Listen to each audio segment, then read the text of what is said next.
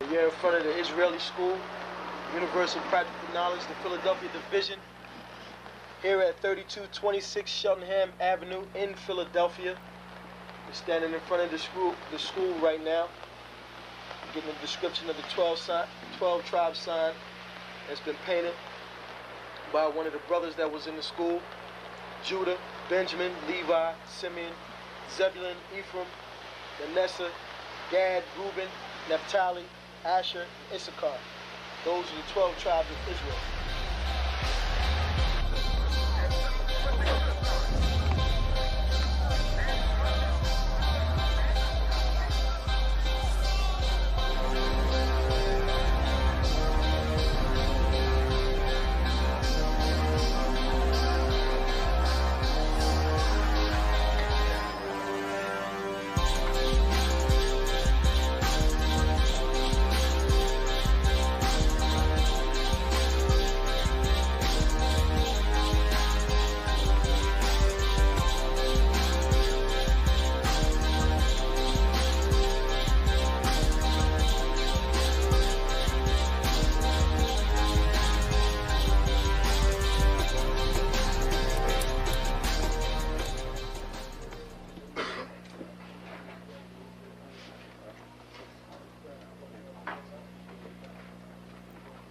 Shalom.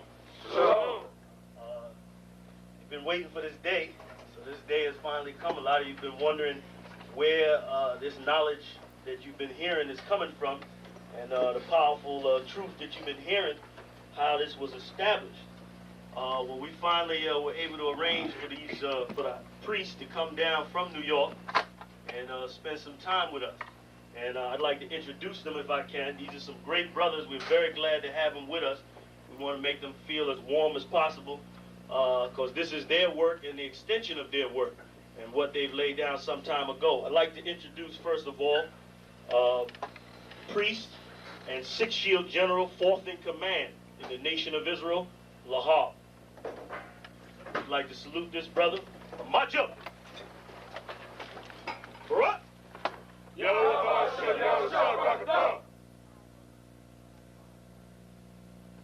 Yeshabium, which means sit. And I'm going to turn it over now to Priest General Lahab. Water, brother. I'd like to say this, starting off, we're very impressed at your school here, and we're very impressed to see that the brothers and sisters in Philadelphia think enough of the Most High and the Bible and the truth and your nationality to be a part of this, because most of the brothers and sisters are running from the truth.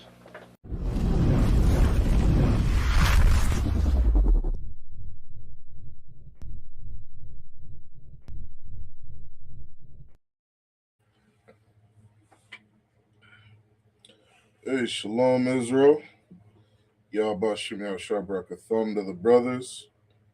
Yahweh Shemar Lathaba Shem Yahushua to the sisters. I'm Priest and Officer Shari Wan under Commanding General Yohana. All right, the sound is good.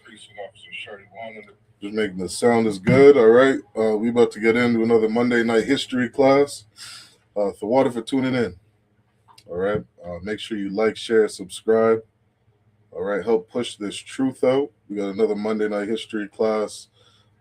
Just giving some more history of, this earth from a black man's perspective, which for too long we've been void of. It's been absent. We've been taught due to colonization, due to integration, learning about history through the lens of our oppressor, through the lens of Europeans, through the lens of the people that colonized us. You understand? And because of that history lesson that we receive from them, we have a very tainted view of who we are. We have a very tainted view of what is good, what is bad. You imagine learning history from a people that enslaved you for hundreds of years.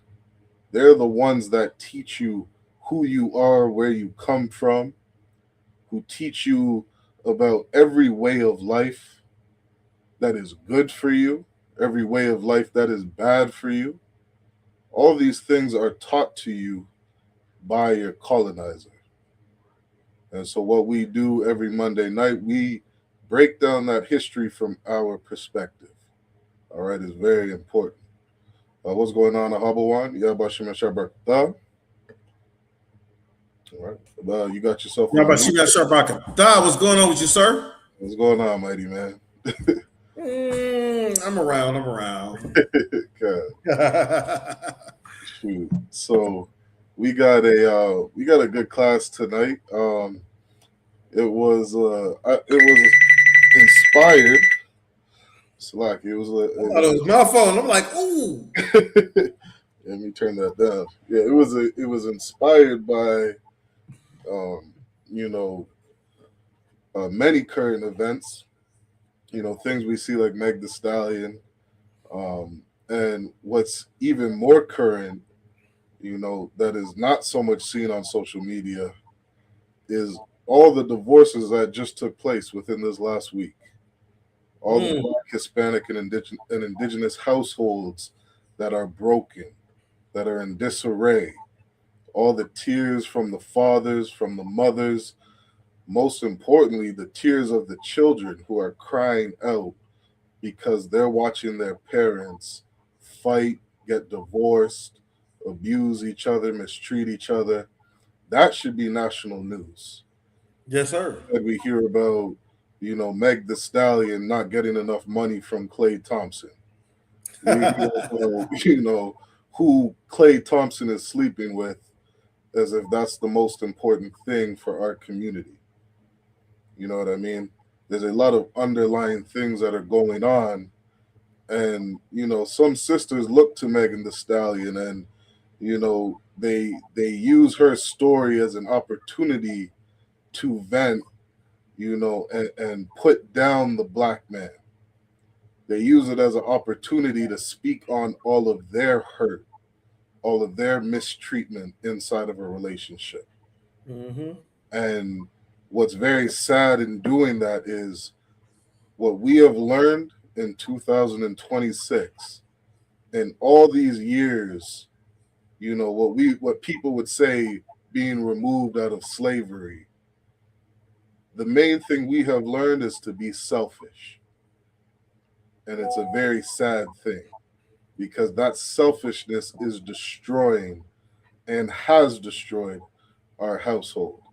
Mm-hmm. So we're going to get down into some of the key history points that have, taken a turn for what the Black household is today. And like many times, it starts with our oppressor. Reason being, because of people like Martin Luther King, we decided that integration would be best for us as a people. And we integrated. We integrated into their society, their schools, their religious systems, their every way of life. And that has absolutely destroyed us. I'm going to start with I'm going to share my screen on a video for a brother who's just, lightly speaking on integration. And of course, Ahaba want to jump in whenever you would like. Count one kind, sir. All right. Teachers were very highly respected. Everyone helped raise the kids. Teachers were very highly respected people. And ministers played, and the church played a tremendous role in this. Now, that closeness, I believe, the racism of the times probably had something to do with it, but it was more, I think, of a survival thing that we've got to train our children to get along in this world. And they could, if they started some certain things, if they fight, they're going to have trouble. Now, they may meet physical violence, economic violence, or social violence. And they tried to prepare the children, I believe, to work to actually live in a white world. Now, there's something he said here that was very key, which so many of us understand. Because of integration, Yep. what our parents did, our grandparents, great grandparents, they made sure and they taught their children, taught their loved ones how to integrate and operate inside of a white man's society. That is what integration meant for black people. Mm-hmm. What one of the things his brother said was they taught us, how to operate inside of their businesses because we would have to go out and work for the white man. We weren't going to work for black people anymore. We were now going to work in a white man's business. And he almost laughed. You could see him. He laughed a bit and said, as dangerous as that was, let me play that back because that's actually, such a important part, which the ISUPK speaks on so many times. I can't the countless times I've heard Commanding Journey Yohana say, to put your children in an all-black school. Mm-hmm. They have black teachers, where they're surrounded by people that don't hate them. And this brother here, he kind of laughed and said, as dangerous as it was, we taught our children how to integrate into their world. Right? I'm going to play that back a little bit. Could, if they started certain things, if they fight, they're going to have trouble. Now they may meet physical violence. You see what he said? Mm-hmm. Our parents knew that we would meet physical violence. And they taught us how to adapt to that physical violence. You imagine that, humble one? Damn right. That's me today sending my child into a place where I know they're going to meet physical violence. Why would you do that? Why would you do that? You know how many people I hear complain about, their children being bullied at school? Yeah. This is a lot more than bullying, what this man is talking about. Let me keep on going. It's heavy. Economic God. violence or social violence. And they tried to prepare the children, I believe, to work to actually live in the white world. I can recall, many saying, being told that, one of the attributes that you should have when you grow up is to be able to get along with white folks. Well, what about white folks getting along with me? Well, you could told easily, you work for them. You will work for them. You will, they will have a say so as to how. If I may, sir. God, go ahead. Right. The Bible says that Esau will have a perpetual hatred towards his brother. Mm. You heard what he just said. He said, why? He said they taught us how to get along with white folk, but why they ain't never teach white folk how to get along with me? Right. Right? That's so heavy because why do we have to play that game and they can't play with us? Why we got to act like we want to be with them, right? But they can't put their soft ass feelings aside to be with us, right? Understand the name of this class is Colonization, taught to us to have a dysfunctional marriage. So we're gonna get into the marriage stuff tonight, right? But what we have to understand as a people is that we married to our oppressors. We're married to our oppressors. And why are we married to our oppressors? Why are we married to our oppressors? And we'll keep it simple. We'll keep it simple. We're married to our oppressors because we think our oppressors can't do no wrong. We think they can't do no wrong. And with us thinking our oppressors can't do any wrong, they can't do any wrong.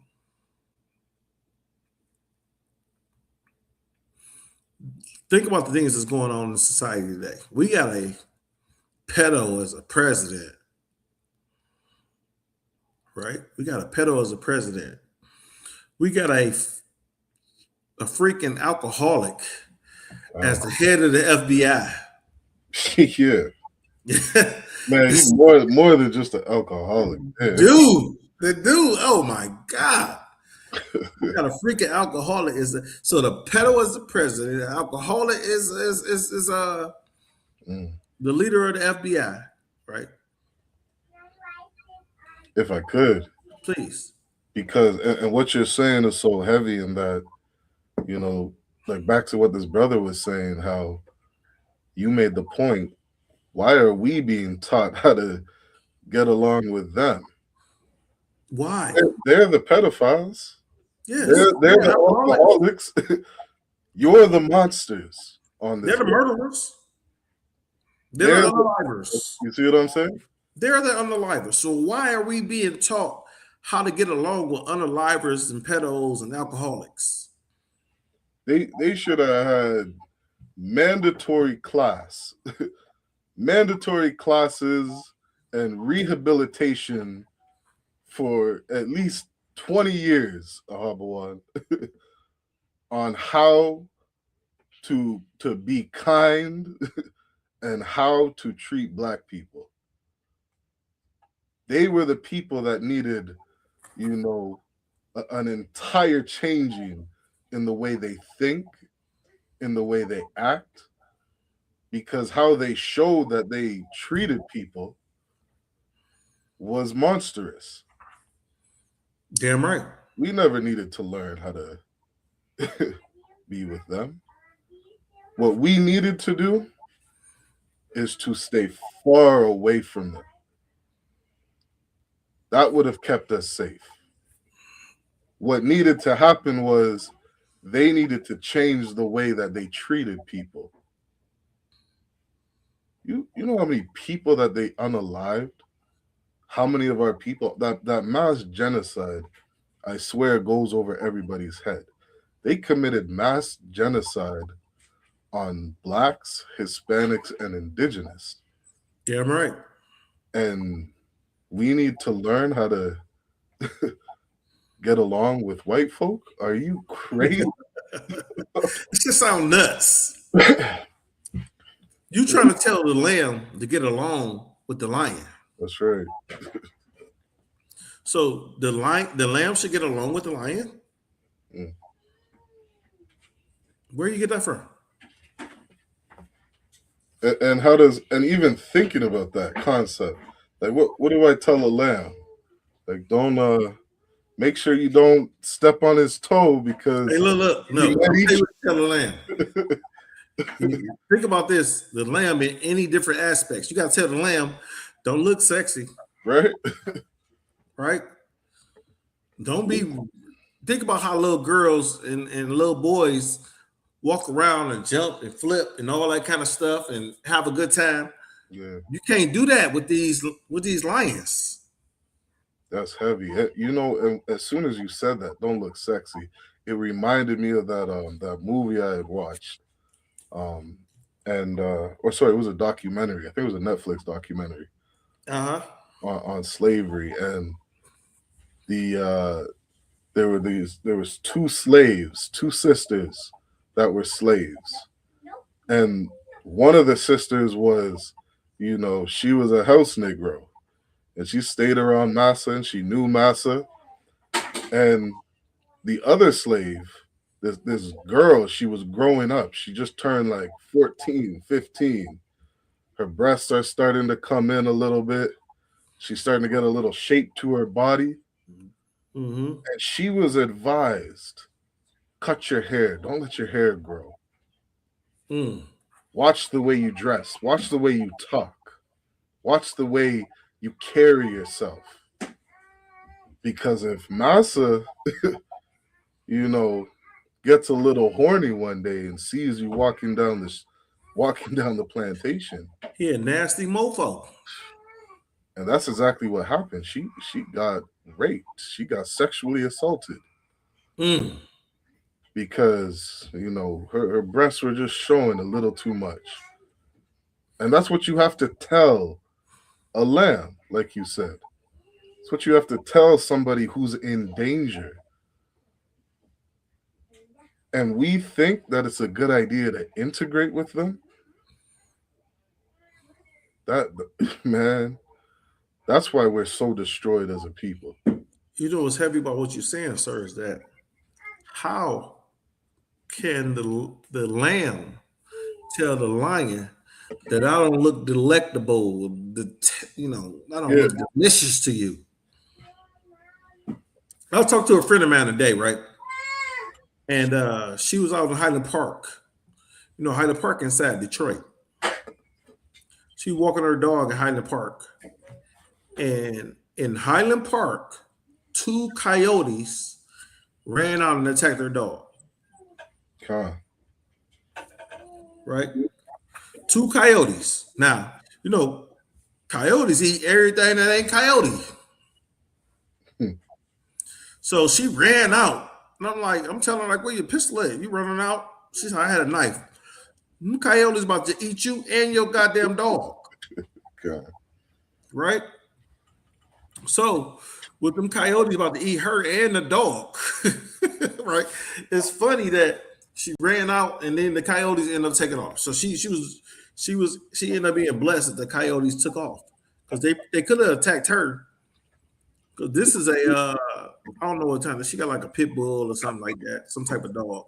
So if they had attacked one of them dogs, what they gonna do to you? And we don't understand that if the oppressor attacked the biggest and the strongest of us, what they gonna do with the weaker and the softer of us, right? Mm-hmm. If the coyotes attack, if the oppressor will attack Shimgeezy, what's Shimgeezy at? LeBlanc, Cap Cesario. Mm-hmm. If the coyotes will attack them, what they gonna do with the sisters and the young little sisters and the young little brothers and the troopers and stuff like that? It's like exactly what the scriptures say. They devour us. They devour us. Yep. Yep. That's so heavy, priest. We could devour us. So they devour. If they try or attempt to devour the biggest and the strongest of us, what do the smallest of us got to do? Yeah. And I told her, I say, why you have your knife and your pistol on you? This is a homegirl that stay down the street. So I said, where your man was at? Well, he was. I said, that's the problem. You should have went out with your man. You out here fighting coyotes, you ain't with your man? So like if I could too, because that kind of brings it to the point here, the for the title of the class, our oppressors attacked the strong point of our nation, which is the family structure. Exactly. And we got to understand that the most powerful thing, one of the most powerful things that we have as Blacks, Hispanics, and Indigenous is our family. That's the beginning. That's the entire, the root or foundation of a nation. Damn right. And if you destroy the family, what do you have? None. You ain't got nothing. Let's keep going now, because we could talk about this. It could be a whole. You already know. A whole brotherhood class. I already know. Class. You know what I mean? So let's keep going on the information. and they can even eliminate you and will eliminate you if you. Hold on, wait, pause that, sir. Yep, go ahead.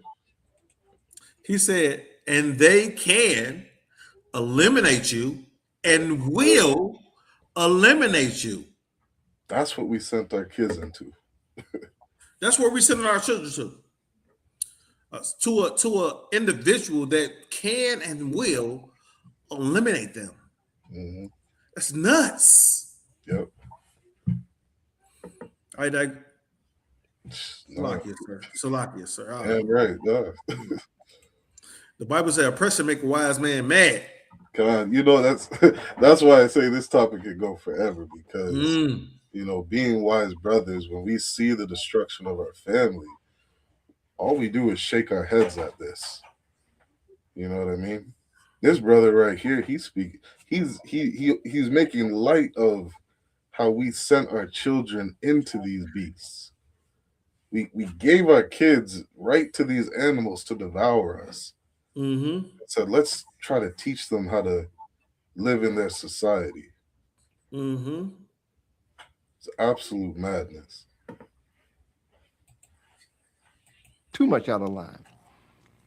But it was that closeness there, and I think it's something blacks have lost, is that sense of community where the whole community was involved in the rearing of the children.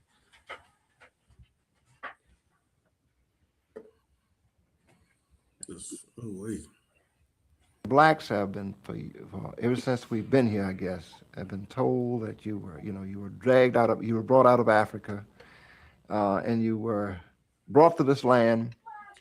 You were uncivilized, and you were made civilized. And look at you today, and you have the white man to thank for that. And now think about that. And this is again what I mean about these history classes. Is this is what we were taught when we integrated into them. Mm-hmm. We were taught that, we came out of Africa swinging on trees, walking around butt naked in the forest, with no culture, no, identity, civilization. We were just animals, literal monkeys, just swinging around from trees. And we came over here and were taught how to be civilized. Mm-hmm. We were taught civility by people that were doing the most savage things known to man, to human beings. We've done history classes on that. We just lightly scratched the surface on the things that they did to us. And these are the people that civilized us. Go ahead. If I may, sir. So Yep. we was taught how to be civilized by the savages that ravished us. Mm-hmm. You see what I'm saying? We was taught how to be civilized by the savages that ravished us. So when can savages ever teach you? When can savages ever teach you how to be civilized? The prisoners, the inmates can't teach you how to be free. Yeah. Right? These bastards came out of the Caucasus Mountains. And now they want to tell us how to be free. When we showed them how not to shit in their streets. Yep. And what's heavy about some of the points he's making here is that, and this is the reason I brought this video out, was because these are the people that taught us marriage. Mm-hmm. These are the people that, especially once we integrated, these are the people that we look to be the example. You know what I mean? On how marriage should take place. You see what I'm saying? Yes, sir. Think about our sisters. Think about all the Black, Hispanic, and Indigenous sisters that jumped on the bandwagon of the women's rights movement, The feminine movement. the feminist movement, and you followed that devil. You followed Lassie, that white woman. Call her Lassie. I don't know what so many different names. You know what I mean? Becky, Lassie, I don't know. Like, you sisters, you followed that woman to be your example on how to behave inside of a household. It's so sad what we've done as a people. Damn right. You have done nothing to build this country. You have done nothing to help defend it. You've not been involved in science. Now these are things that I know from childhood. Now, thank God I had teachers who told me otherwise. But anyway, I believe that if our black youngsters had some perception of their history, I think things would be different. I believe they'd be more highly motivated. Now, the father of black history came from this area, from my county. His name was Dr. Carter G. Woodson. And that was his perception back in 1912. And he made a statement that I'll always remember. And that was that in order for you to know where you are going or where you can go, you first of all got to know where you are. Mm. And you can't know where you are until you know where you've been. And once you find out where you've been, know where you are, then you can chart your course to where you can go. But see, we don't, as blacks, we don't, as a people, we don't know where we have been. Consequently, we don't know where we are. And so many of us don't know where we can go. Pause if you don't mind. The difference. You know what's heavy is that our people think that our history started in slavery. Right. So he's right about that. We don't know what we are, what we've been through. We thought we was some slaves. We don't understand who we are. Mm-hmm. We think we African Americans when we the chosen people of the Most High God. Heavy point. So even though he doesn't understand who we are and what we are, he sees the concept. And this is this is right to the foundation of how we're acting today. Damn right.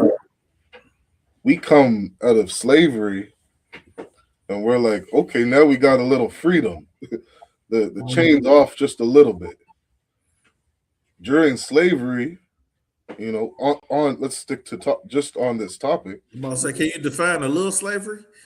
A little freedom? We'll call it chattel slavery. Yeah, okay. So during chattel slavery, on topic, we're not allowed to quote unquote legally marry. Mm-hmm. Ooh wee. And why can't we legally marry? Because we're just seen as chattel. Cats and dogs and cows can't marry. And that's you ever see a cat with a dog with a marriage license? Okay. What about a bull? Right. Bulls don't get marriage license. Okay. And I'll leave it at that. And where do we get this idea is our oppressors' history. They taught us who we are and where we come from. And if they teach us that the beginning of our history starts in slavery, then that's who we are. I guess we were chattel slaves, and then we were emancipated in 1865, and now we're what 3/5 of a of a human. Goddamn. And one day we got a little more rights and a little more rights, and now in 2026 we can vote. We're all equal. I gotta tell you something, sir. Let me tell you what I heard at work today. If you don't mind. Yeah, go ahead. So I'm at work today, and they sent one of the Edomite engineers over to Germany and Italy to get some information about a machine. He had to do a runoff. Right? When we being an engineer, we do runoffs of different type of machinery in order to approve this machinery and then bring it back to the states, and then we'll set it up into our plant or one of our plants, and we're running from there, right? So they sent one of the Edomite engineers over there, and he was saying that how great it was with the history of Germany and Italy, because they had houses and homes that was built in the 11th, 12th, 1300s, right? And they were saying how amazing it was, because right now they're in a country that was, ain't 200, 300 years old. Right. And they were saying how these houses were so much older than their country. But we know our brothers and sisters was over here, so-called Native Americans was over here years and years and years before that. They don't even recognize our people, right? And they don't give a shit because they don't even recognize our people being here. And you know what I did? I got up, walked out of the meeting, went and got me some water, and went to the bathroom because I didn't want to say anything, because that was a touchy ass subject to me, because I like you don't understand what the fuck y'all did to my people. Right? But I can't say that in the corporate environment. Yep. Like, hold on. America is not America. This was a land way before you guys came over here and invaded it. You see, I hold my discipline. Yeah, no, it's so spot on, and that's why I miss my Saturdays. I miss my camp speaking. Oh, it's coming. Y'all brothers, hey, look, y'all brothers get to camp. Go to fucking camp, because when you can't go to camp, I'm 3.5 hours away from the nearest people that's going to camp. 3.5 hours. I'm on the phone with Captain Hawk. I'm on the phone with Captain 3.5 hours from him.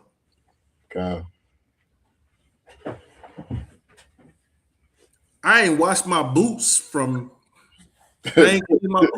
Passover. Yeah, a lot of brothers have it.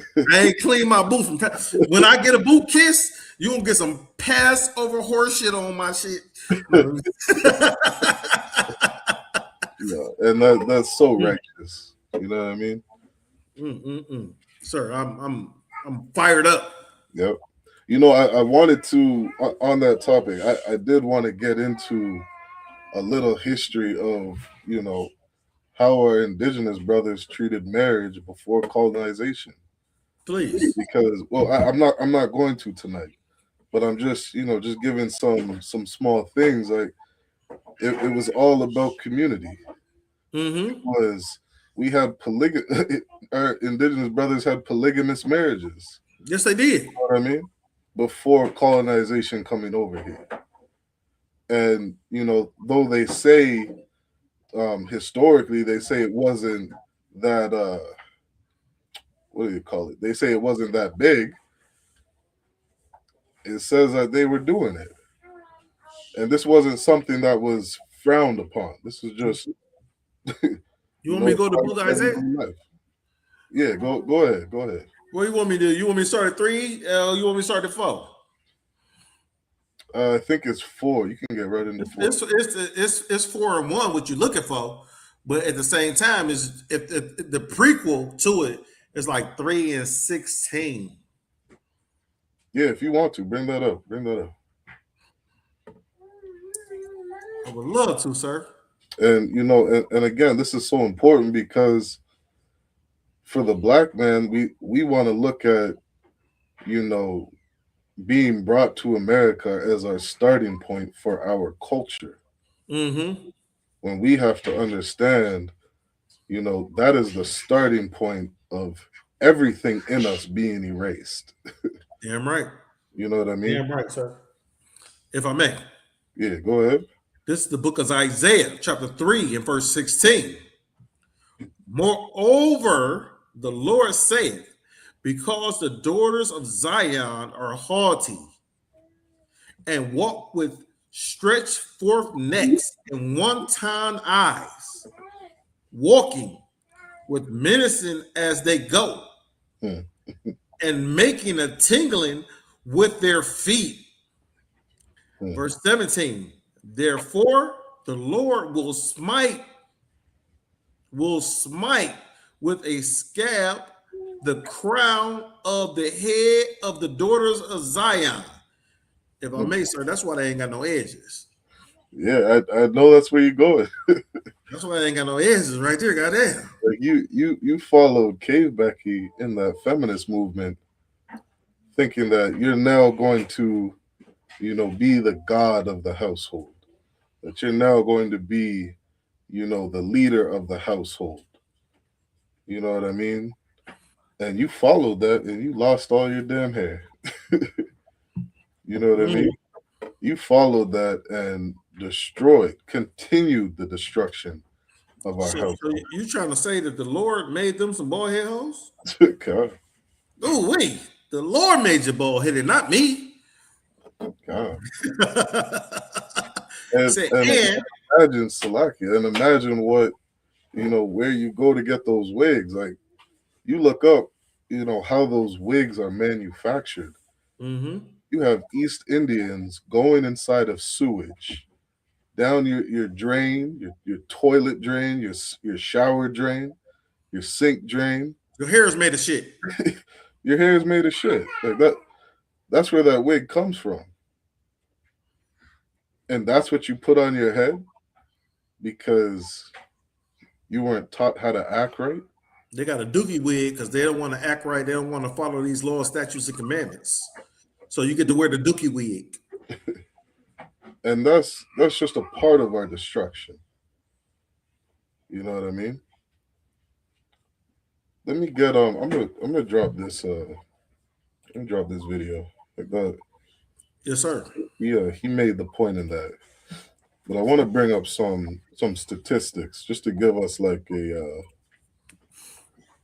foundation for what the black household looks like today. Mm-hmm. I think it's this one here. Yeah.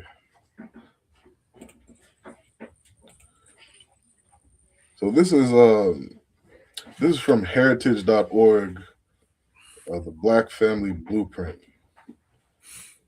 It says, I really just want to jump down, but it says over 60 years after its release, the Monahan Report, which if we have time we'll read what that is, remains the most consequential and controversial analysis of the black family in America history.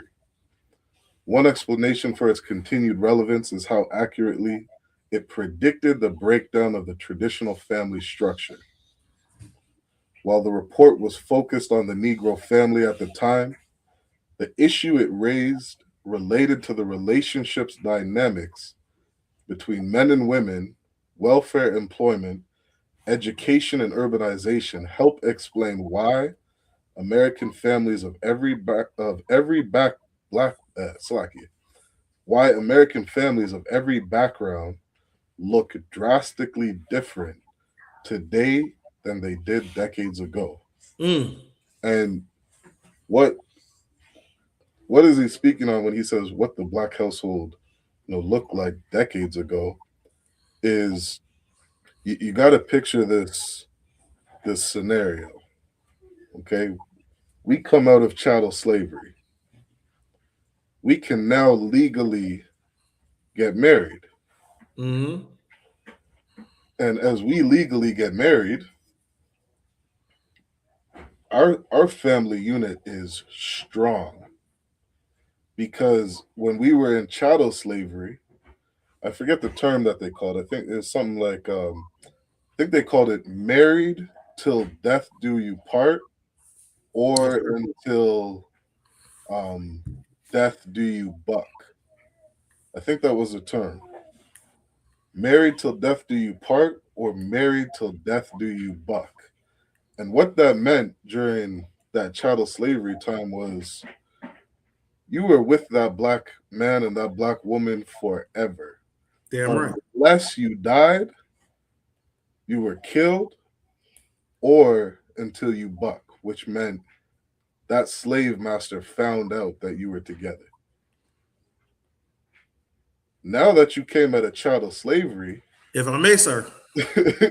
yeah, go ahead. So you know what I'm gonna bring up, right? Go ahead.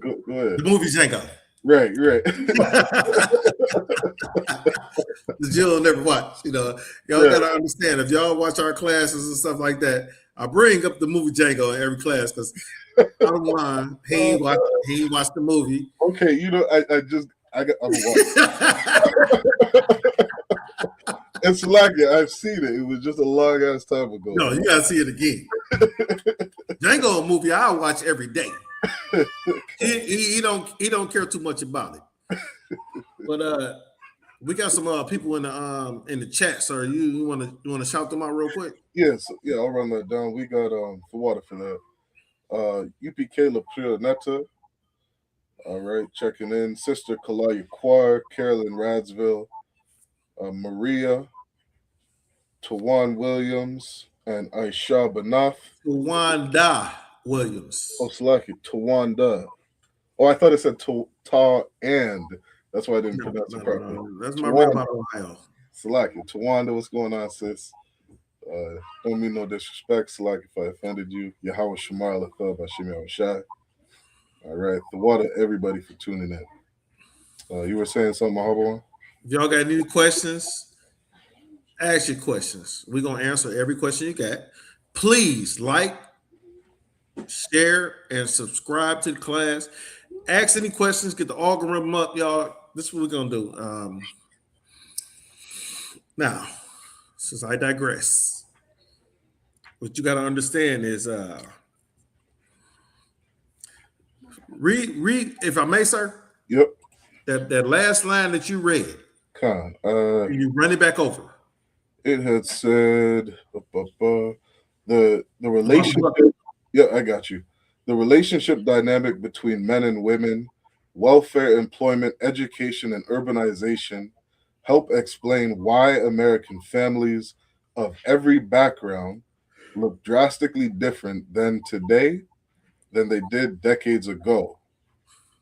So understand, decades ago, the government didn't have no money to help you out.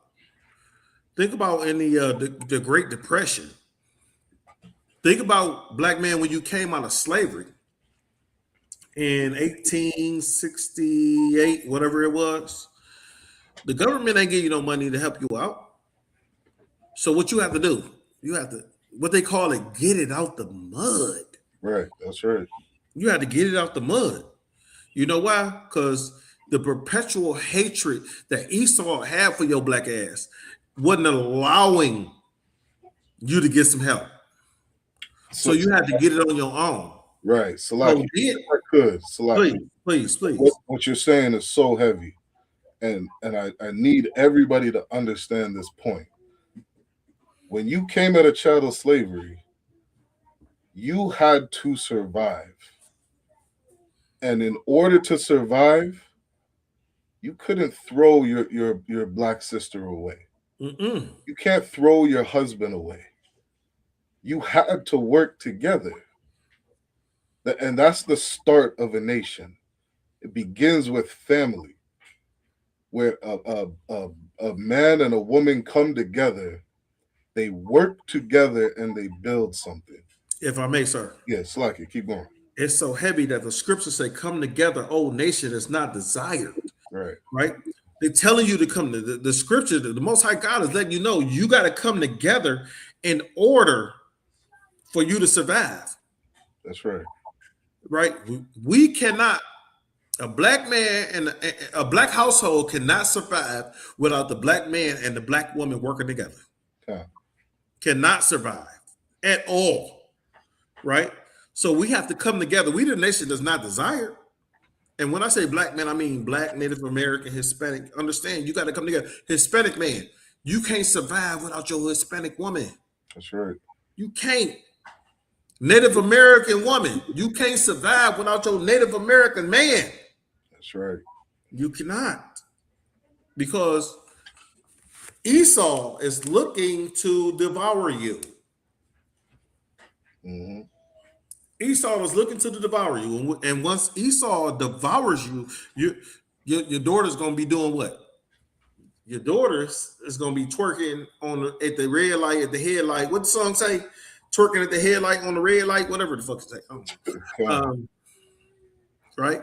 Your daughter's is going to be influenced by Megan Thee Stallion.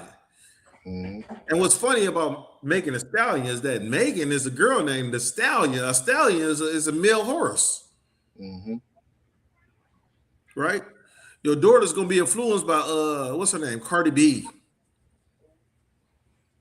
As soon as Esau getting your sister, your daughter head, Cardi B, Sexy Red. Sexy Red got a line of makeup, a lip gloss that's named after STDs. God damn. Nasty bitch. And none of this, like everything you bringing up, none of this, what's the word, contributes to the black household. Damn right. Like we want to be so focused on some, I can't even remember the names of her lip glosses, you know what I mean? But like we want to be so focused on what our lip gloss looks like, you know, over what our family looks like. You know what I mean? Like we've been taught to be focused on, you know, such vain ideologies, such vain concepts. And we focus on that over the bigger picture. Mm-hmm. Over the bigger picture in which, you know, I can't have a family unless I have a sister. Mm-hmm. And in order to have that family, it's like I can't raise children without a sister. You cannot. I need this woman. I need her nurturing. You know what I mean? I need her intelligence. I need her hard working skills that she has. The ability to go and get 20 degrees, bring in all the money, all her intelligence, her nurturing towards making sure everybody is fed and clothed. Oh, you know what you're talking about, sir? Go ahead. You trying to go to Proverbs 31, ain't you? Well, that's the purpose of a sister. Would you like for me to pull it? Go ahead. I think if you would like for me to pull it, sir, I would. You want me to pull it now? Just bring up the verse where it says she buyeth land. She buyeth the land. That's I think it's around 13. Proverbs, that's 31. And just start at verse 14. You can read a couple. Hey, guess where I'm at right now? Oh, is it for? I know it's around 14. That's what I was going to say. Let me start. This is Proverbs 31 and verse 14. She is like the merchant ship, right? She bringeth her food from afar. She rises also while it is yet night, and giveth meat to her household. Like we got the hardest working sisters this earth could ever see. Damn right. And imagine you use that skill, you know what I mean, for the betterment of your family. Instead of sitting here saying, my money's my money and your money's my money. I saw the most disgusting video yesterday. This sister divorced her husband, Ahabuan, because he lost his job. Oh, that's happened to me before. Man, and what this demon said, and I'm gonna call her a demon. This demon said her husband couldn't find a job within a month. And Ooh, because he was off of work for a month, he asked her, "Can you pay the bills this month?" She divorced him, Mahabon. How does that help build your family? it doesn't. How does that benefit your children? It doesn't. And she said, "I go to work and my money's my money. I'm not paying any bills." This is She what said, look what she said. If this is she what had her own society place, taught us. she'd pay bills. That's right. She got divorced, and guess what she did? She paid Pay bills. bills. She got divorced to pay bills. Dumbass. Man, Dumbass. You got see, divorced to pay bills. You see should the have stayed with him. God, You should have stayed with him, and at least you would have paid half the bills. Dumbass. God. Right? It's our sisters, and I don't just want to put. Hey, sir, hold on. Give me a second. Yeah, no sweat. You know what I mean? And continuing to Habawan's point, it's not just our sisters. This is just what society has taught the black household. We're kind of speaking on the feminist movement and how our sisters follow this feminist movement and the ideologies of the white woman, the things that she wanted, the things that she fought for. And we follow that and we see the destruction of our people today. Right? I shut up my Nisha. All right, y'all Shema thought about Shemel Shah. And so, just bringing it back to the point, we got to understand that we followed our oppressor's culture because we didn't know our own culture. We come out of chattel slavery, and as soon as we come out of chattel slavery, our marriages are beautiful. We recognize that we need each other. We need each other to survive. And that's exactly what happened with our households. They survived. I'm going to keep reading on this article. It says, the evidence is that the Negro family in the urban ghettos is crumbling. A middle-class group has managed to save itself, but for vast numbers of the unskilled, poorly educated city working class, the fabric of conventional social relationships has all but disintegrated. So long as this situation persists, the cycle of poverty and disadvantage will continue to repeat itself. So now imagine that. 1865, our families are doing amazing. And then over time, we see that, what did it say? The conventional social relationships has all but disintegrated. But what is the conventional social relationship? Mm. Right? The conventional social relationship is of Esau. And you understand that Esau don't know how to have a conventional social relationship. Think about what this conventional social relationship is, right? Epstein Island, Ooh, we, right? we, You see what I'm saying? That's his conventional social relationship. yeah, this class, I will be remiss. We will not. I refuse to end this class before we get into some of Esau's conventional social relationships.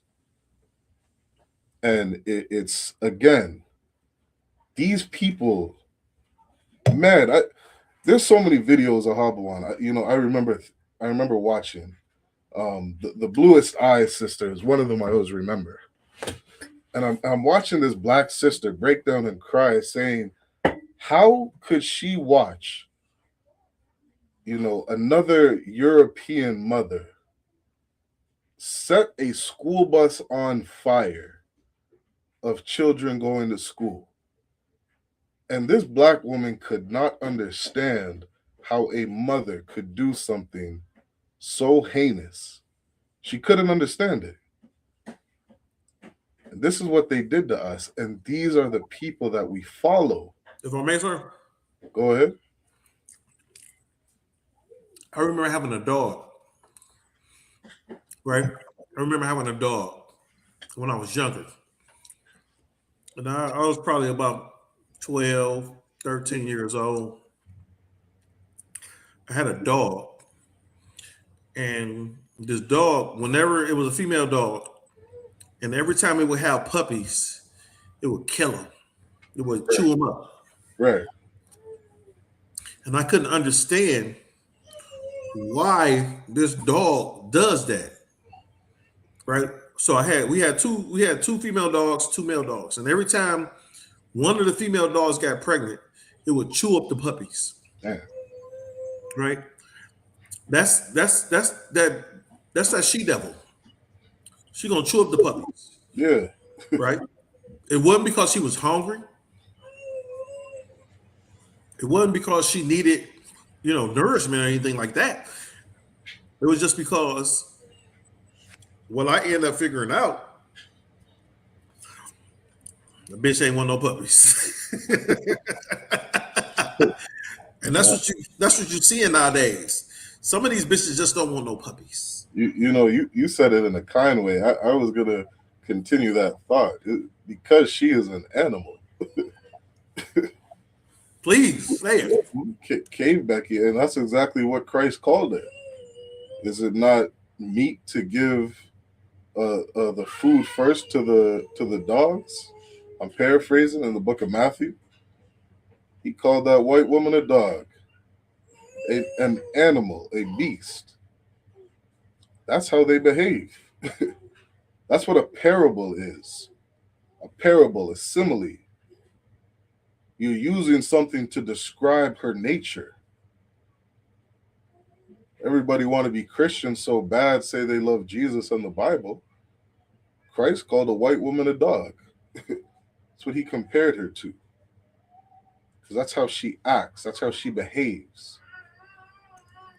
Why would you learn how to treat your husband, treat your kids from this woman? Go ahead. First thing I ask a Christian is, do you follow the Bible? Now, I get some Christians that tell me the truth, and they say no. Mm-hmm. They say no. But for the ones that lie, I started to pull out scriptures. Like, I go to Leviticus 23 for them, or I go to Ephesians 5 and 22. Right. I go to those type of scriptures because I want to know, depending on if it's a male or a woman, if you truly follow the Bible. And those scriptures let you know they don't. Mm-hmm. They don't, and they'll tell them they won't. Right? You got certain women that don't understand that they are under the rulership of their husband, are under the protection of their husband. And just because you're under the protection of your husband, it doesn't mean that you're a slave. Mm-hmm. Understand that your husband's umbrella is only so big. And if you want to keep the rain off of you, you have to stay up under his umbrella. Mm-hmm. I was watching the Captain Adariala and Officer LeBon on a podcast the other day. Mm-hmm. And LeBon made a great point that I try to bring out sometimes, but he brought it out better than I could ever bring it out. Okay. He had his cup, and he passed this cup around, and he told him, he said, everybody, all the brothers passed the cup, came back to him, and he drank out his cup again. And he say, you see with me passing this cup around, and you brothers touched it, and I drank out my cup. Yeah. And what he was breaking down is that there was no impurities inside the cup. And then you say, all right, you niggas stick your finger in this cup. Yeah, that was wild. That was wild. I was like, ooh. Ain't nobody touching that. I don't know where these niggas' fingers been at. Yeah. And what was so heavy about that is like, that's why women shouldn't have multiple men and penetrating them. And I'll leave it at that. Yeah, that let me stay on that point because again, our sisters believe that, for example, polygamy, on the topic of marriage, sisters think that something's wrong with a man, having multiple women. Why do you believe that? Because your oppressor taught you that. That's what the white man taught you. You didn't get that from your own culture. You were brought over here, you were enslaved, stripped of your culture, your name, your identity. You weren't even allowed to get married. It was illegal. Now you get a little freedom in 1865, and what? Do you follow your oppressor's culture? Is that what you do? Or do you go back to your culture? Or do you follow the Asians' culture or the Muslims' culture? Like where do you go? Following your oppressor's culture is absolute insanity. Because we've seen all the abuse that he's done to you. You're going to follow his way of life? This man has proven to be the most diabolical, evil bastard to ever walk the face of the earth. And that's the culture you're going to follow? You've lost your mind. And I don't want to, sit here and beat up the sisters. Like you brothers, a lot of you brothers who, you want to have multiple wives. You don't even know the purpose of a woman. You're not in a position to lead because you're following your oppressor's culture. What does your oppressor do? Your oppressor sees a 10-year-old girl with some titties and he is going to sleep with her. That's what your oppressor does. We're going to get into that history.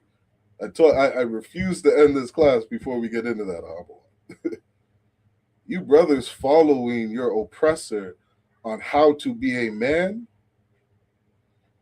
man, you are just as simple as our sisters.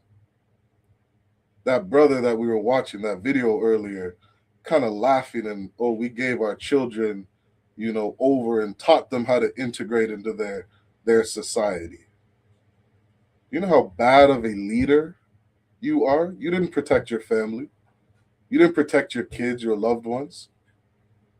You gave over a sheep to a wolf to be devoured, literally. You should have never integrated with these people. I can understand a lot of sisters who say, I don't want to follow my man. But your man's a bad leader. And we've shown why. Like we have to stop following our oppressor's culture. All of us. Men, women, all of us. Hey, sir, if I may. Yeah, go ahead. What a lot of men and women don't understand is that in Matthew 25, Christ compared the kingdom of heaven to a man having his choice between 10 women and only choosing 5. Right. Right? So, why would Christ compare the kingdom of heaven to something that's sinful? Yeah, he would not. Think about it. Christ is not going to compare the kingdom of heaven to something that's sinful. Mm-hmm. Yeah, that's a heavy point. And let me read so I can move on from this article. Let me read the statistics to understand why that's such an important point. This is where's the statistic? It says the reality is the black family is more fractured today than in 1965. Despite gains in civil rights, education, economic power, and political representation, in 1959, the poverty rate for blacks was about 55%. Despite those challenging economic circumstances, more than 75% of black children were born to married parents. Now, think about this. 1959, children are being raised in two-parent households. 75%, said more than 75%. Look up you can look up the statistics on divorce rates and how terrible, of a decline we've had since 1959. 51%. Mm. It is terrible. I remember speaking to a brother. It was like 10 years ago, and he said he was with. I always remember this because I didn't understand this in the world, and I remember this brother. He called it dating. He was dating this sister for 15 years, and somebody asked him, "Why won't you get married?" And he said, "Because according to statistics, the minute I sign this piece of paper, there's a chance that I'm going to lose her." He was with this sister for 15 years. They ain't got no problems. But society teaches us. What's Beyonce? Beyonce say, if you like it or if you love it, you got to put a ring on it. If you like it, then you should have put a ring on it. If you liked it, you should have put a ring on it. Meaning, if you wanted to keep me, you should have got me the ring. Do you know how many brothers have I'll call them relationships, successful and beautiful relationships without ever signing a piece of paper, without ever putting a ring on a woman's finger? Do you know how healthy the children are being raised? And this is something that always bothers me about relationships, is we always fucking talk about the man and the woman. What about the goddamn kids? Damn right. We're always so focused on, well, you love me so much, you should have gave me a ring. What about your children? If you love me, you should. If you love the kids, you should have stayed with them. Right? God. Like, if you love these kids, stay with their mama or stay with their father. God. Because we're not pulling up statistics to tell you what 1 in 4 stepfathers do. Yeah, good night. All the molestation that happens from a stepfather being in the house of, being in the house of your child's life every day. Man, I remember hearing. I won't get too deep on this. I remember my family member telling their daughter to be careful around this man. Why the fuck did you bring him in the house? If you knew he was gonna do so and so to your daughter. Like the selfishness. Not even that. Why didn't you stay with my daddy? Man. Yeah, I ain't even get, but that almost, some things get me a little emotional. That one is a good memory for me because, the leadership and the danger that we put our children in. when we leave our husband, when we throw away our women. There's so much destruction that happens. I'm going to finish this statistic. It says by 2023, the poverty rate decreased to 18%, but the non marital birth rate increased to 69%. 69%. We went from 75% of our children being raised in two-parent households, to 2023, 70% of our children are not being raised, you know, by their in two-parent households. 70% of our children. That's how many of our children are affected. Mm. I'm gonna drop that there because again, and this might be for another class, but you look up the what plagues our children from divorce, from being raised in majority, according to statistics, single mother households. Uh-huh. All these children are being raised addicted to drugs, alcoholics, mental health issues, number one in suicide rates, number one in joining gangs, number one in prison systems. This is all happening under the destruction of our household. Yes, sir. Um, Let me get into. I'm going to share this video. Mm-hmm. Well, matter of fact, let me read something quickly, and then I'll share a video because we definitely have to get to the point of some of the traditions on our oppressor. This might be a part 2, sir. God. Oh, here we go. I got this here. I'm gonna read something really quick, and then I'll play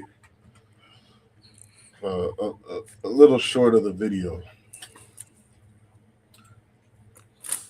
This is for anybody who wants to look it up. It's called. I don't even know how to pronounce this. I think it's Greek or Roman or whatever. It's called the Tabulae Nuptialis, which just means marriage contract. Mm. And this is see if I can make it bigger. Oh, Slovakia.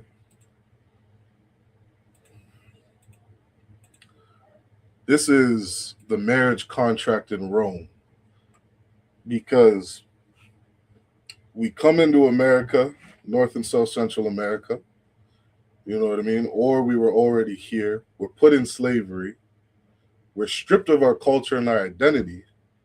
And as a people, all our ancestors, what they're watching is this Roman culture. They're watching their oppressor, how their man and woman, come together, and how they treat each other in a marriage. This is who we watch. You know what I mean? Christ said in John, I think 8:44, "Ye are of your father the devil, and the lust of your father ye will do." Who was our father back then? The Romans. That's who we were watching. And we were following his lifestyle. And Christ came and was checking us on how we were living and acting. Like, why are you acting like these Romans? Why are you acting like these devils, these heathen? And he said, the lusts of your father ye will do. These are a very lustful people. You wonder why our sisters today are walking around half naked? Because us brothers, we learned from our oppressor to say all we use women for is as sex objects. That's their only purpose. We want to sleep with them. When we're done with them, throw them away, and that's it. we're following the lusts of our father. We're following the lusts of our oppressor. That slave owner, that demon, when he saw a woman 13 years old who looked attractive, he's going to sleep with her. That's his lusts. Scriptures call him a fornicator. If I may, sir, Sexual deviant. Go ahead. you know what's so sick about that? Most 13-year-old girls look like 13-year-old boys. That's why the boys and the girls ain't safe. Look, he is sexual deviant. You look up who's sleeping with animals today, that is your oppressor. Who is sexually assaulting underage women, that is your oppressor. Yeah. That's what he does. You want to look up who the original, LGBTQ man is, that's your oppressor. He is a deviant. He has always been a sexual deviant, and he didn't hide it. You don't hide it. Sir? Go ahead.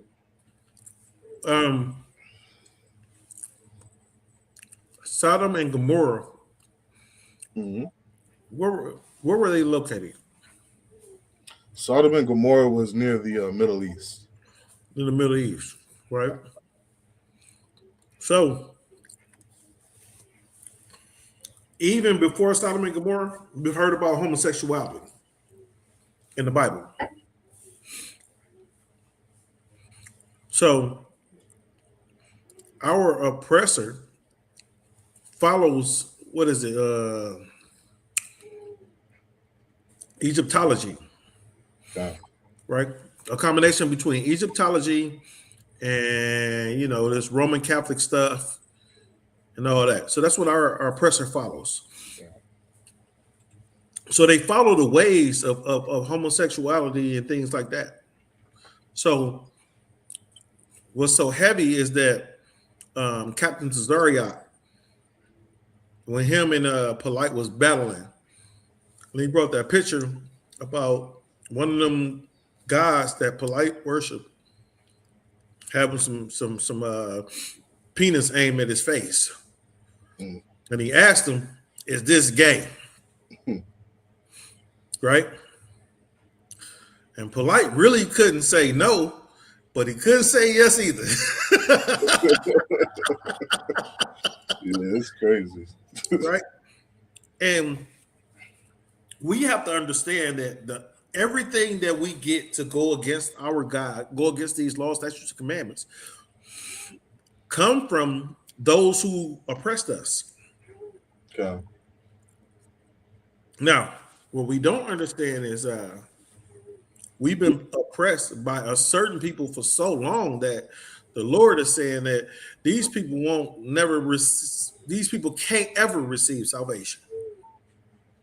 They won't. He's going to wipe them off the earth because these people oppressed us for so long. Okay. And they never stopped because these people had perpetual hatred towards us and it never stopped. That these people are damaging our people, us, and they won't stop. Mm-hmm. So the Lord understands that as long as he keeps these people on this around us, they're going to do what it takes to destroy us. So in order for us or our people not to be destroyed, that's what he's going to do. Okay. He's going to remove this individual from the earth that's hurting his chosen people. Damn right. And that right there, ooh-wee. That's the only way we will be safe. Damn right.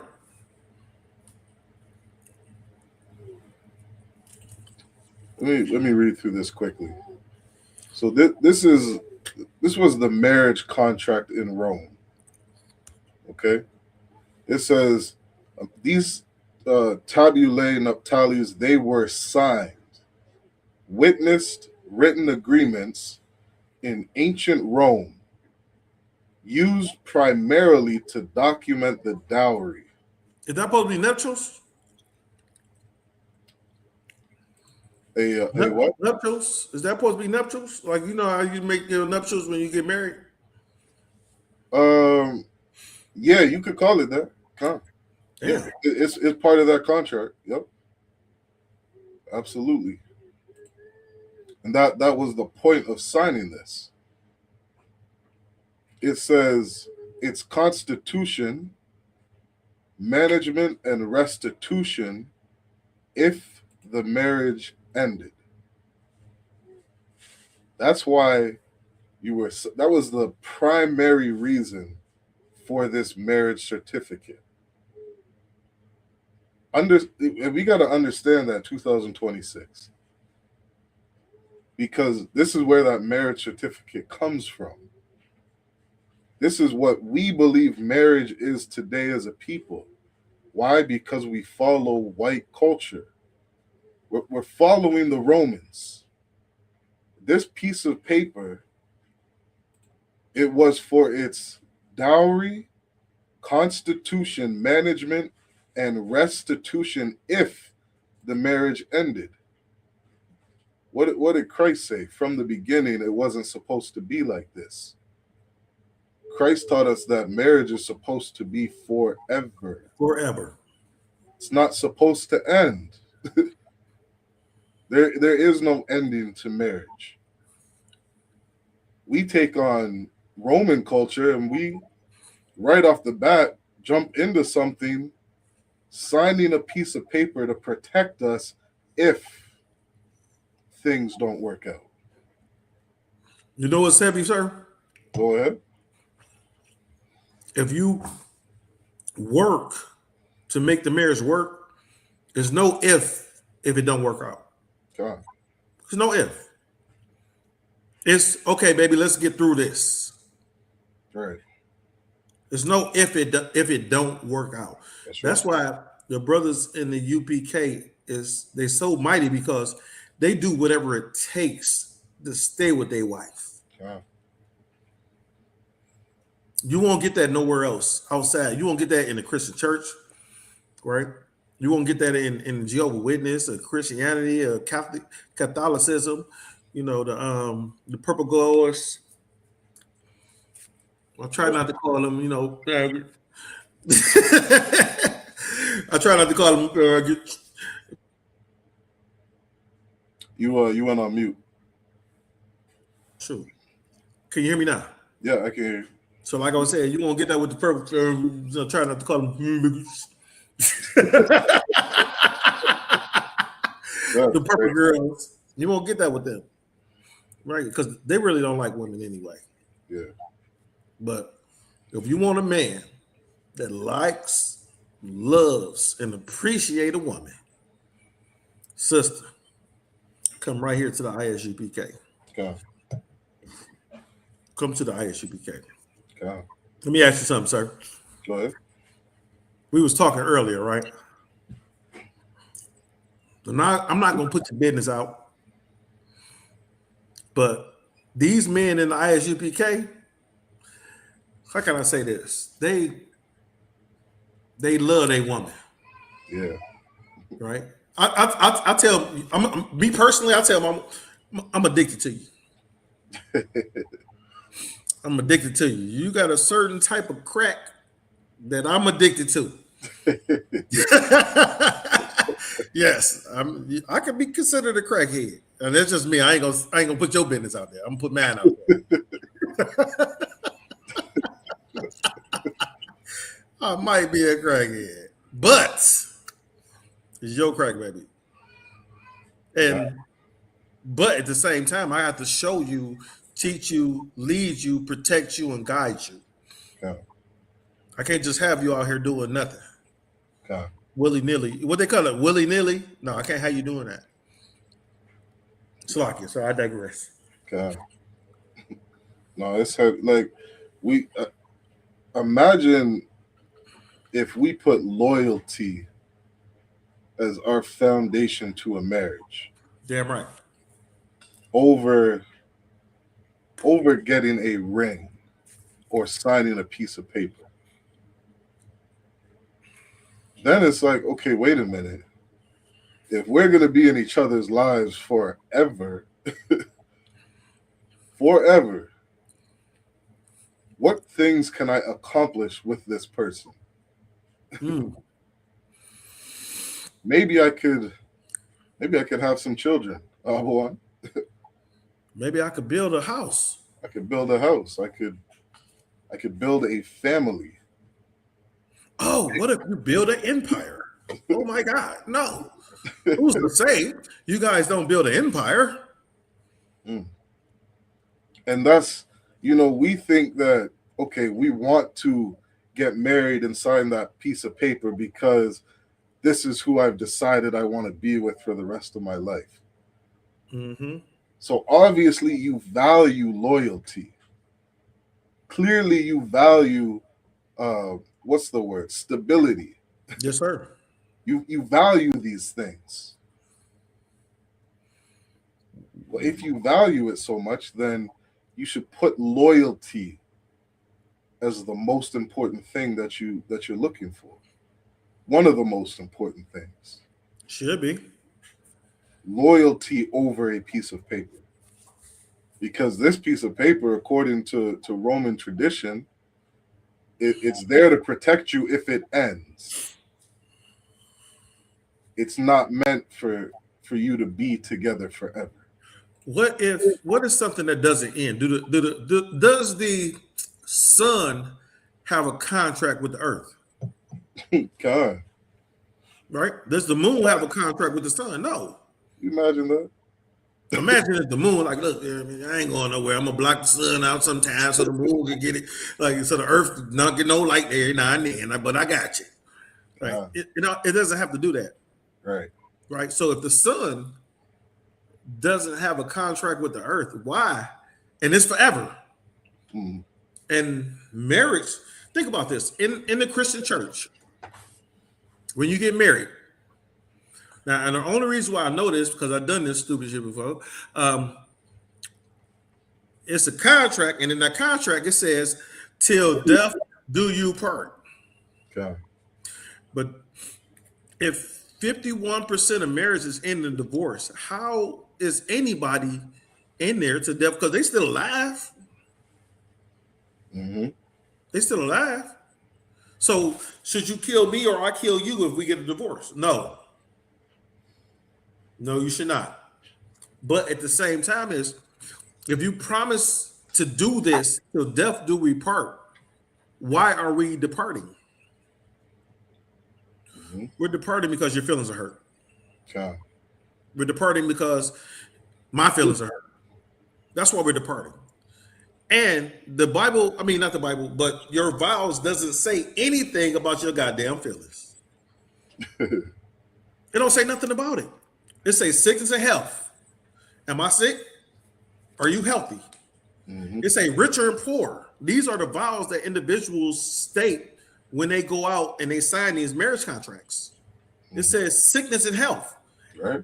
Am I sick? Are you healthy? Or it say richer and poor. And then it say till death do us part. Bitch, I'm alive. Good. You alive? I'm alive. What's the next step? Let's see. Let's make it work. Mm. Let's make it work. And if we can't make it work, right, then let's make it work. Mm-hmm. And the problem with that is we're afraid to put in work. Think about the things we put in work for. You niggas, you street niggas, y'all know what putting in work is. Y'all know what putting in work is. Y'all put in work every day in these streets. Why you can't put in the work in the marriage with your wife? Mm-hmm. Right? You corporate guys, you corporate individuals, you corporate sisters, y'all know what putting in work is. Mm-hmm. Y'all put in work for master. Y'all put in work for the oppressor. Why won't you put in work for your husband? Why won't you put in work for your wife to keep this marriage together so these kids don't have to grow up without their mama and without their dad? Okay. Why you can't put in work for the kids? Let me add in a thought. Please. For brothers and sisters, you go to work every day, and you put in work in making sure that you present yourself in a certain way on the job. You could you imagine if You showed up like that for your household? Every day you wake up and say, okay, I got to make sure I'm smiling. I got to make sure I smell good. Got to make sure I'm bathed and looking proper. I got to make sure I speak a certain way. Yes, I sir. got to make sure I carry myself in a certain way. You ain't going there smelling like monkey nuts. Right? My name matters. How they view me matters. How I conduct myself matters, because I can't lose this job. Damn. Imagine if you What a thought, bomb. What a bomb button at? What a bomb. right? What is that? Captain Sorry, I got one. He hit the button and boom. Man, imagine if you had the idea in your brain that, man, I can't lose this sister. Damn, I cannot lose this man. And you know what's so heavy about that, sir? Go ahead. The brothers in the ISUBK, that's how they view their wives. I can't lose her. Hmm. I cannot lose her. Now, if she run off, bad bitch. But Hmm. I can't lose her. And she has to understand that she can't lose me. Okay. And then when you get the mentality that both sides of the spectrum understand that we can't lose one another, regardless of what goes on outside of us. Right.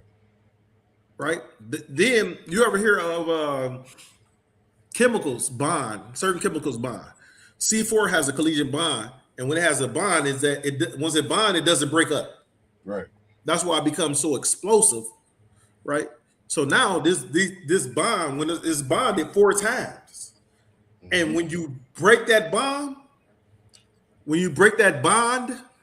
it destroys every goddamn thing around it. Okay. And that's how the bond has to be between a woman and her husband, a husband and his woman. Because if something breaks that bond, it explodes and destroys every fucking thing around it. Okay. So So heavy. shouldn't nobody be able to come between you and your rib? Hmm. That's what the Bible Social says. media, Facebook, what's all this shit? TikTok and TokTik and this thing and that thing and Instagram. No, that shit can't, because if it comes between us, we're gonna destroy it. And with us destroying it, guess what? Now we destroyed, now we together. Right. Because if it breaks us up, now the family falls apart. And then there is no representation of how a family should be. Okay. If I could, I would want to grab Matthew 19 and verse 6.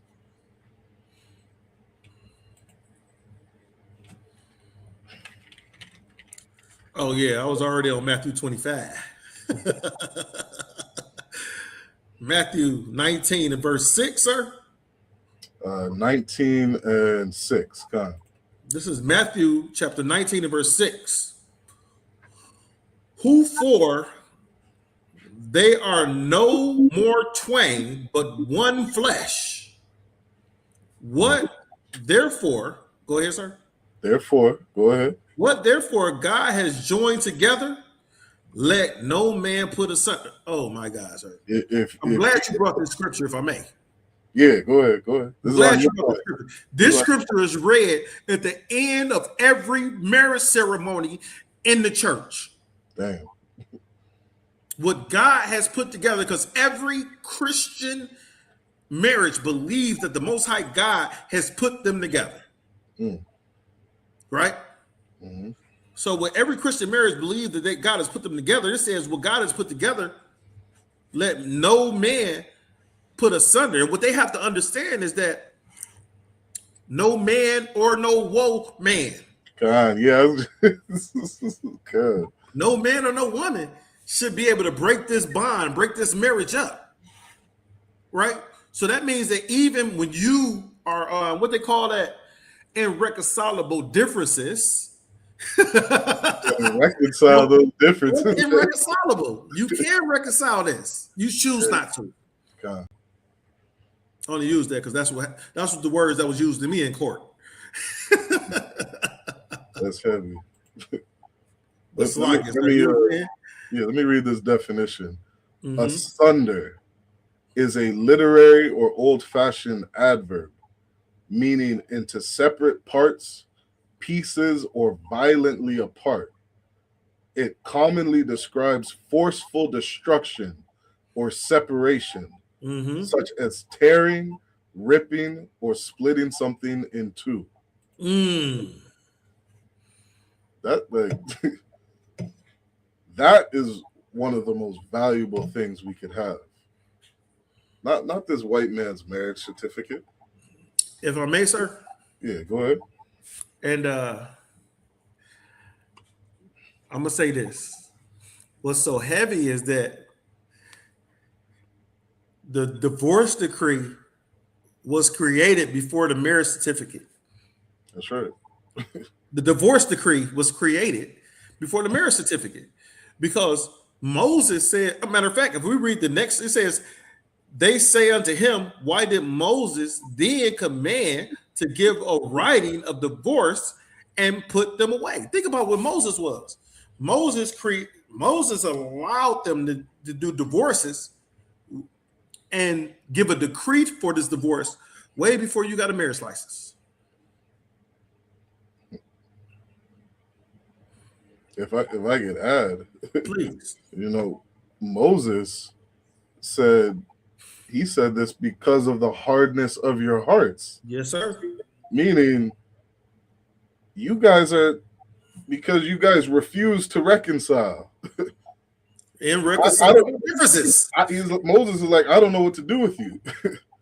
Let me try to stop you guys from killing each other. That's what he said. Moses said, to keep you from killing each other, because y'all gonna kill each other, y'all can stay in this house together. Think about the scriptures that say it's better for a man to live on the corner of a rooftop than in a house with a brawling woman. Right. It says it's better for a man to live with a dragon and a lion than in a house with a certain type of woman. Do you know what the hell a dragon and a goddamn lion will do to you? Nigga? Yeah. and let me tell you, let me put everybody on game because I don't know why this is so hard for everybody to understand.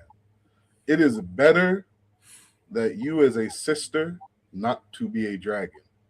Damn right. It is better. Or a lion. That's what I was just about to say. And it's better for you, black man, not to be a lion. Damn right. It's better to act a certain way so that we can be together forever. You know what I mean? Let me just for time's sake, let me finish this really quick and get into that video. All right. This is so we were just finishing on the marriage contracts. This is in ancient Rome.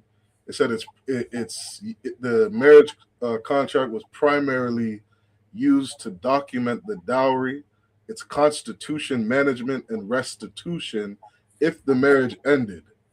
They served as a formal legal record of the union's financial and social terms, often representing an arranged business alliance rather than a mandatory marriage. If I may, sir. Go ahead. So the marriage license, according to these nuptials, the marriage license is only there if the marriage ends. God. Right? So if you get into this marriage knowing that, all right, we're going to be here together, you don't need a contract. That's right. Right? Every marriage in the UPK is forever. We don't need no marriage contract. You know why? Because my wives know I ain't leaving them. It's not. You can get mad at me if you want. Shut up. Come here, baby. Give me a kiss. Yeah. Come on, baby. Give me a kiss. Give me a hug. Go on, cook something. I love you. Because I'm not leaving you. Yeah. Smack her on her booty and send her on about her way. And guess what she gonna do? She'll be pissed off today. She'll be all right tomorrow. God. She'll be all right tomorrow. Look, let me tell you something about forever. Forever means someday you might not. Some days you might not like each other. Mm-hmm. That's what forever means. Yes, sir. Think of how long, even though you as a sister, your mother, your mother knows that you were molested by your stepfather. Damn right. And Damn right. you're still in your mother's life. You still love your mama. You still love your mama. And she's still with your stepfather. Because you view her as family. You know what I mean? Now, of course, I would rather that nobody offend each other. Damn right. It is better for you not to offend one another. You know what I mean? But offenses do come. And if you offend your wife, if you offend your husband, just apologize. Make it right. If it's a bad offense, make it right with that brother. Make it right with that sister. So that you can move forward. You know what I mean? Don't bear grudges against each other. That you're now 10 years in and you can't stand what this nigga did 10 years ago to you. You know what I mean? That's not gonna give you a healthy marriage. You know what I mean? You gotta forgive. How many times? 70 times 7. Meaning 77 times 7. 77 times 7, meaning, an infinite amount of times. Damn right. You forgive over and over and over. Why? Because this is a lifetime. And you learn to be kind to one another. Learn not to be selfish. Focus on yourself, how you carry yourself. Damn right. You don't gotta sit there and point the finger and say, oh, he don't do this and she don't do that. Well, nigga, what are you doing? You know what I mean? Don't be that dragon. Don't be that lion in the house. Let me I wanted to share this to get into, you know what I mean, some of the it's just we're not gonna have enough time for this. I told you, sir. We talk about this every week. Yeah, part twos. That's the same thing. Yeah, you know what? We definitely got to do part twos. You know what I mean? Because I wanted to, again, get into the culture of, these Romans that we follow. Mm-hmm. Like we integrated into their culture, and we took on their ways of life as if this was somehow good for us. What did statistics show? We just read 70% of children today are growing up without 2-parent households. Damn right. So clearly his way of life isn't working. Go ahead. Now, what we have to understand is that even though 70% of children are not growing up without 2-parent households, the black man is more involved in his children's lives than any other man. That's right. Any other man. We can pull that statistic too. Yep. They'll tell you, black man, you deadbeats and you this, that, and other thing, but really y'all more involved than anybody else. Mm-hmm. Right? It's designed to break you down. Okay. But let me, we might have to. Let me wait, sir, because I know we ain't got much time. Go ahead, please, sir. Salakia. All right, no, sir. We'll play some of this video. It's 8:51. We got 10 more minutes. We'll play some of the video, speak on it a bit, and then close up the class. Come on, sir. You're dressed in white, your hair arranged with a spear point. Outside, you hear the crowd gathering. Hundreds of strangers, waiting to watch what happens next. Your mother is crying, but you don't know why yet. The man you met once last month is walking toward you, and everyone is smiling like this is normal. In a few hours, you'll understand why she's crying. In a few hours, you'll be carried through the streets while strangers scream obscenities at you. And when you finally arrive at a house you've never seen before, the worst part of the night will begin in the most public room of the home, where everyone can hear what happens next. This isn't fiction. This was a Roman wedding night, and what I'm about to tell you is so disturbing that Rome itself tried to erase it from history. The rituals I'm going to describe were documented by Roman writers, condemned by early Christians, and then mysteriously forgotten, buried, as if an entire civilization collectively decided some traditions were too dark to remember. By the end of this video, you'll understand why modern historians call it state-sanctioned trauma. I gotta pause there. Like, goddamn. I mean, this is what their own people have to say about their history. You know what I mean? And it's we bring this up so much, and you know, sometimes I wonder if our people are not getting the point. You know what I mean? Like, our oppressor is the devil. Damn right. If I may, sir, He is the absolute devil. Go ahead. I don't give no damns about some little Edomite bitch. I don't. But at the same time, this shit right here should never happen. This is a young girl. She being ripped from her family, and she being taken. And you know what's gonna happen to her? She gonna get SA, and they gonna call it marriage. She get SA, and they gonna call it marriage. I just read some stories, and I want to bring some of them. I'll probably bring them out next week. You got certain Edomite men who are SA and young children, and you know how much time they giving them in jail? They gave one 6 days, and they gave another one 6 months. Damn. Right? I get more time for punching somebody in the face than you get from taking the purity from a child. Not only should that man be locked up, that fucking judge that sentenced him should be locked up. The prosecutor should be right behind his ass too, because the prosecutor is the reason why he only got 6 days in jail for taking advantage of this child. 6 days, Ahabawan. I 6 days. I know 15-year-old brothers when I was growing up who did more time in jail for having a bag of weed. Hey, look, I did 3 days in jail for somebody lying on me.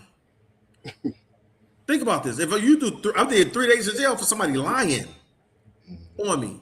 And when they finally figured out the person was lying, it's like, oh, we're going to let you out. This dude was convicted, right? Guilty.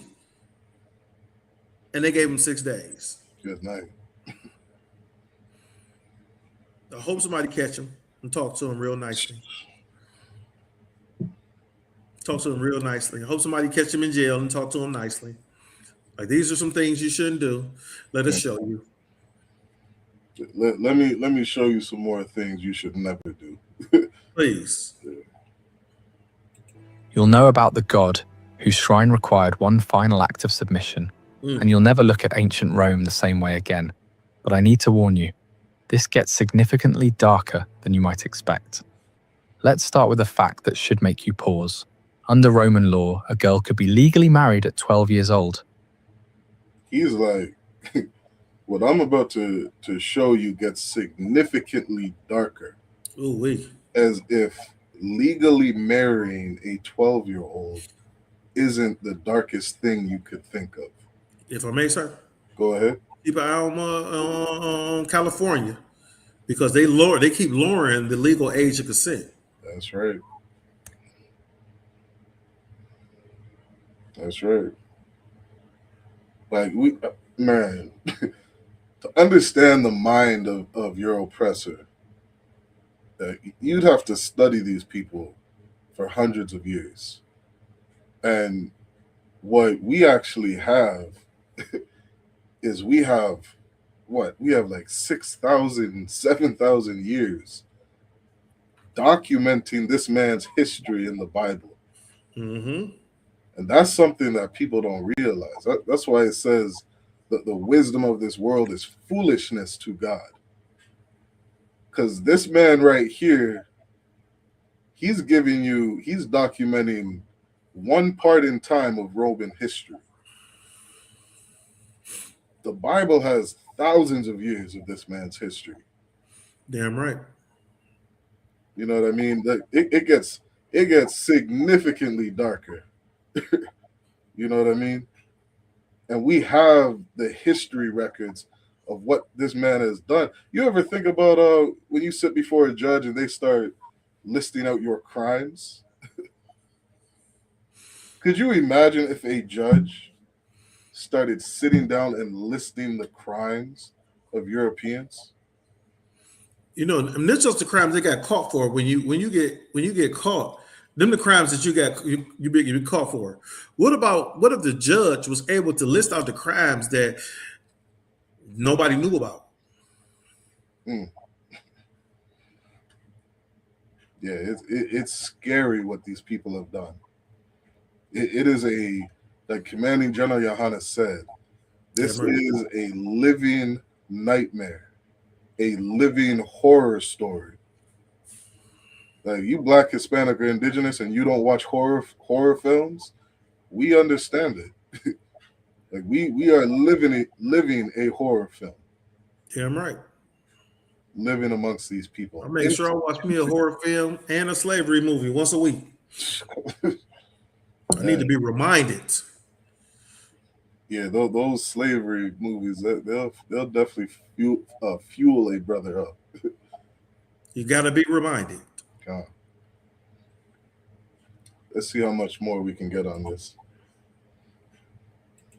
Not 16, not 14, 12. The age when most modern children are in 6th grade. Ooh, but here's what makes it worse. This wasn't some edge case. This wasn't rare. Skeletal evidence from Roman burial sites shows that many girls were married and became mothers between 12. That's our liquor. Hey, y'all, that's a good drink. Yeah, had to show an advertisement in there. You have to put a little advertisement, man. You know, Esau gonna get paid, y'all. 15 years old. Yeah, you gotta get paid. One study of epitaphs from Rome found that the median age of first marriage for elite women was around 14. Pause. He said the median age for first marriage, because they became hoes after that. For first marriage was 14. We're gonna have to stop there. Come on, get one more minute. Man. For lower classes, it could be even younger. Pause right there. That's why I want you to Think stop about that. Goddamn. he told you it was gonna get last year, mothers. It was younger. I gotta. You see the timestamp? We're at 2 minutes and 3 seconds. Yeah. This video is 28 minutes long. So we got 25 more minutes of nastiness that we can't show you right now because Commander General Yohannes about to come on at 9 o'clock, y'all. Yeah. So, y'all to the brothers, y'all to the sisters. Make sure you like, share, subscribe. Hey, get them likes up, get that love up so we can get out here and we can get this algorithm up and get out to our class, sir. Yeah, no, that's so heavy. You know what I mean? For water for this class, Ahabawan, giving all the knowledge and wisdom that you gave. You know, every Black, Hispanic, Indigenous man and woman need to hear what you have to say. All right, very powerful information. For water for, doing this class with me. Again, everybody like, share, subscribe, like Ahabawan said, and tune in tonight to Black Watch. All right. That is, a safe place for Blacks, Hispanics, Indigenous, safe and good information where we can learn how to navigate this place called hell, called Babylon, North and South Central America. And with that, we say shalom. Shalom. Hey, listen, brothers and sisters, man, if you like what you hear, hit the subscribe button, man. Subscribe to this channel. And also, please, go to isubk.com and pay your tithe. Drop me some cash so we can move around this planet like we need to, man, and do the things we need to do. They're one West.